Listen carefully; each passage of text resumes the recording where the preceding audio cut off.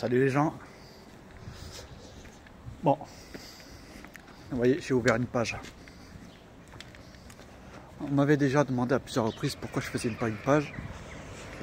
Je répondais par manque de temps. Mais bon, j'ai envie de dire, je prends suffisamment de temps pour essayer de réaliser mon rêve, qui n'est autre que la K2000. Moi, je peux bien prendre le temps pour partager un petit peu ces choses-là. Alors, bien sûr, vous trouverez d'autres pages dans le même style, mais j'ai envie d'aborder sous un autre angle. J'ai envie que vous voyez l'évolution, les galères, les achats, l'aboutissement.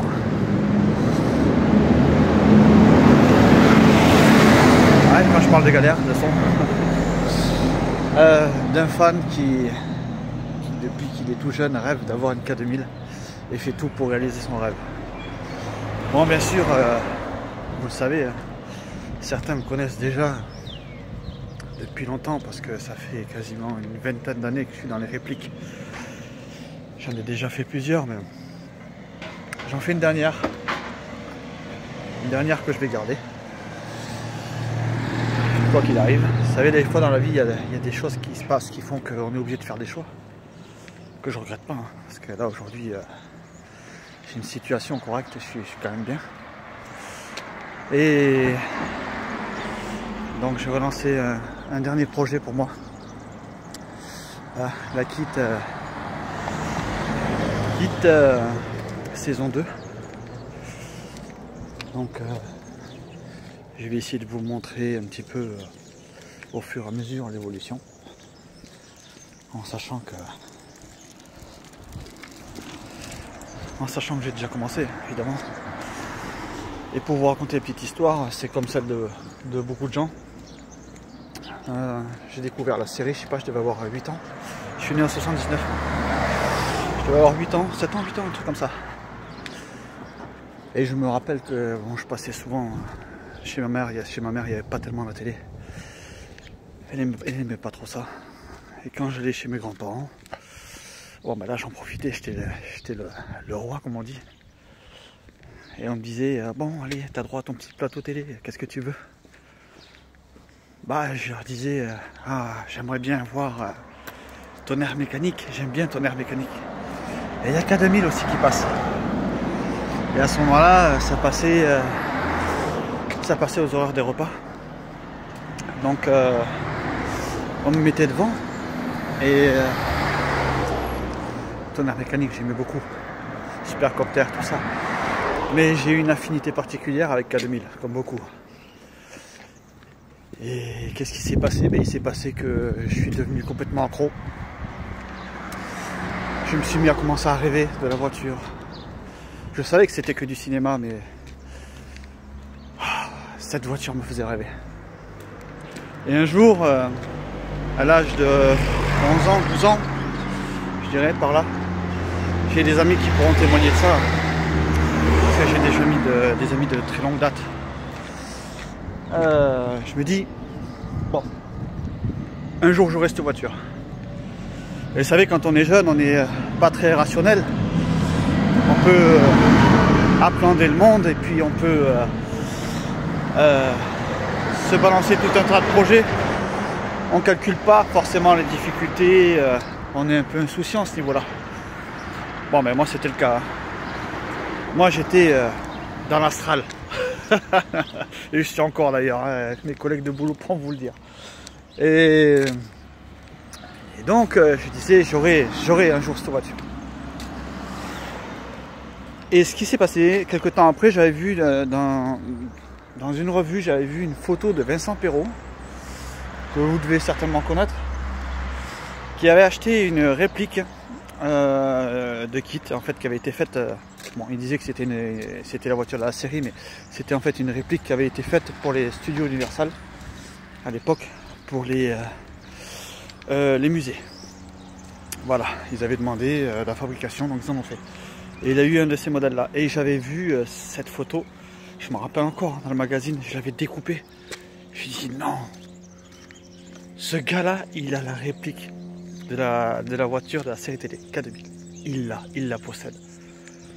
Il m'a piqué mon idée. Je vais pas piquer le texte d'un Retour à le futur, mais... Oh, le fumier, il a volé mon idée. Petite référence, c'est un peu ça. Et du coup, je me suis dit, je veux avoir la même. Quelque temps après, donc tous les jours j'y pensais. Mais quand je dis que c'était tous les jours, c'était tous les jours. Certains peuvent assimiler ça à la loi d'attraction, mais quelque part c'est un peu ça. Tous les jours j'y pensais. Et je me disais, je la veux. Donc j'avais découpé cette photo de Vincent Perrault. Je l'avais mis dans mon portefeuille et je l'ai gardé très longtemps, plusieurs années. Et je me rappelle au collège, je montrais, je dis regardez. Ah ouais, ok, je l'aurai un jour cette voiture, j'aime la faire. J'ai dit ça pendant longtemps. Et les amis de l'époque, et puis même ceux qui étaient dans le collège, qui ne me connaissaient pas spécialement, me disaient, mais t'es un rêveur, mon gars, t'auras jamais ça. Laisse tomber, c'est pas possible d'avoir ça, ça n'existe pas d'avoir ça. Si, je l'aurai, vous inquiétez pas les gars, je l'aurai. Et j'ai eu l'opportunité, à l'âge de la vingtaine d'années, d'acheter une Pontiac. J'en ai trouvé une, elle était à Sables d'Olonne, ça c'était ma première, parce que j'en ai eu quelques-unes on va dire. Et donc j'y suis allé, j'ai rencontré le gars et tout, noir la voiture en plus, première noire, ça c'est fabuleux, avec le double tour ouvrant. Je n'avais jamais vu de Pontiac de ma vie, jamais, c'était la première fois. Et j'arrive là-bas sur place, donc le gars devait me chercher à la gare. Et il vient, et j'entends un bruit de moteur, c'était un V6 300. J'entends un bruit de moteur, oh, et là je vois un museau apparaître, et puis la voiture complète au niveau d'un rond-point qui était en train de faire le tour d'un rond-point. J'ai fait, mais c'est quoi ce truc-là? Et je regarde, putain, j'avais les yeux, mais comme à Noël, quoi. J'avais les yeux comme à Noël. Et donc je vois la voiture impressionnée par la taille. Parce que ça c'est le premier truc qui choque. On oublie à force quand on a ce genre de voiture là. Mais le premier truc qui choque c'est la longueur, la taille de la voiture. Ça c'est... je crois que il y aurait eu des problèmes mécaniques sévères, j'aurais quand même acheté. Et j'étais en train d'être face à mon rêve. Je l'achète. Je rentre avec mon meilleur ami. On a fait Sables d'Olonne, Mont-de-Marsan dans les Landes. Je rentre avec lui, il me dit on s'arrête pas, on continue. Et comment ça on continue? Non, il me dit on est trop bien cette bagnole. Ah tu rigoles? Ah non, vas-y, continue, on trace. Ah si t'abuses. Non, on n'a pas fait, on aurait bien voulu le faire. On arrive et tout, et puis là je commence à fouiller un peu sur internet, tout ça, et à l'époque c'était moins évident qu'aujourd'hui. Et là je vois un gars qui habite à Toulouse, qui à l'époque était en train de commencer une K2000. Je vois les photos, c'était dans un groupe, certains se rappelleront parce qu'on est des anciens. Je les citerai pas mais ils se reconnaîtront. Et dans ce groupe, je vois des photos et tout, puis je vois qu'il y arrive, qu'il arrive à avoir des pièces et tout ça. Donc je contacte ce gars-là. D'abord je m'inscris, puis je poste et tout, je viens d'acheter une Pontiac et tout, je voulais faire une K2000, comment on fait et tout. Ce gars-là qui n'est autre que Anthony Doumeng, qui pour moi est le précurseur, carrément, hein, dans le monde de K2000 en France. Hein. C'est lui qui a fait la première ou la seconde réplique, je ne sais plus. Moi j'étais 3e ou 4e.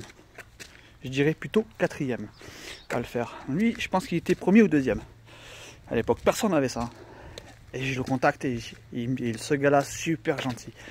Il me dit, bah, il faut aller sur le site de Rob Louisel. Va là-bas, va sur le site de Brennon et tout, tu verras, t'as les pièces, machin et tout. T'as un besoin mécanique, je vais t'aider. Depuis, c'est devenu un de mes meilleurs amis. Donc j'ai commandé effectivement les pièces, j'ai commencé à faire ma conversion. J'ai commencé à me faire connaître dans le monde de K2000. Pas qu'en France, hein, un peu partout. Hein. Après, les réseaux, ça va vite. Et je me rappelle qu'on faisait... On faisait des vidéos par webcam sur MSN, tout ça à l'époque. On a passé énormément d'heures. Et un jour, je suis revenu dans mon village natal. Ici, là, très beau village dans le sud de la France. On est bien ici. Et je roule avec ma K2000 qui était finie. Hein. Et là, véridique ce que je dis. Hein. je croise des anciens du collège. Et il y en a un qui s'arrête, il me voit arriver, il s'arrête sur la route comme ça. Et il a reconnu la voiture, mais il ne savait pas que c'était moi la voiture. Et je descends. Il me dit l'enfoiré. Il l'a fait, bordel. Il l'a fait. Il l'a vraiment fait. Et j'ai vu sur son sourire que il était heureux et fier de voir que c'était possible de réaliser ses rêves, même quand même quand tout laisse apparaître qu'on ne peut pas. Donc voilà, donc en fait, ça c'était la première anecdote pour ma première K2000, il y en a d'autres.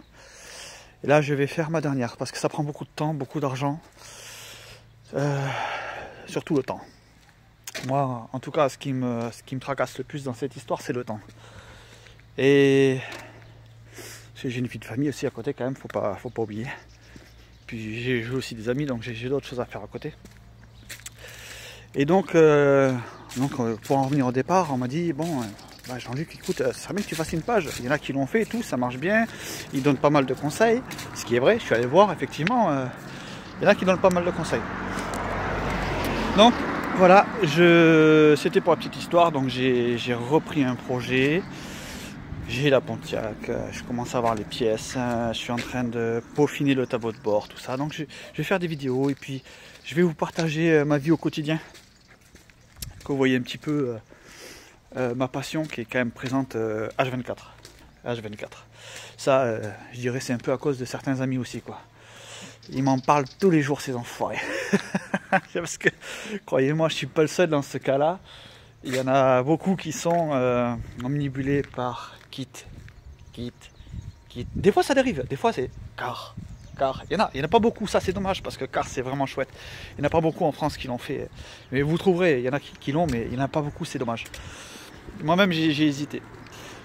Donc voilà, je ferai des petites vidéos. Et puis si vous avez des questions ou si vous voulez que je vous fasse des vidéos spécifiques sur quelque chose, sur la voiture ou sur le tableau de bord, ou que j'explique certaines choses, ou franchement allez-y. Moi ça me fait plaisir. J'ai déjà aidé beaucoup de gens, mais pour moi c'est pas un effort. Je suis tellement passionné, si vous voulez, que c'est un plaisir, quoi. Donc si vous avez des questions, quoi que ce soit, surtout, j'ai envie de dire, surtout si vous débutez. Moi, mon envie principale dans cette histoire, c'est d'aider ceux qui connaissent pas, qui débutent, qui savent pas trop, voilà, est-ce que c'est risqué, combien ça coûte, le temps que ça prend, mais je sais pas faire, c'est compliqué l'électronique, comment tu branches ça après, est-ce que ça va pas prendre feu. Ouais, il y a tout un tas de choses à faire, hein. Attention, je dis pas que je suis le meilleur, hein. Je dis juste que j'ai de l'expérience. Et je souhaite en faire profiter un maximum. Voilà, donc voilà les amis, donc j'ouvre cette page. Alors je sais pas à quel rythme je vais poster dessus, mais en tout cas ce qui est sûr, c'est que je vous invite à commenter. N'hésitez pas à commenter, à me dire ce que vous pensez, si vous avez des questions sur la réplique, sur les choses comme ça, ou autre, hein. Si je peux vous aider, franchement c'est avec plaisir. Voilà les potos, allez, je vous dis à bientôt.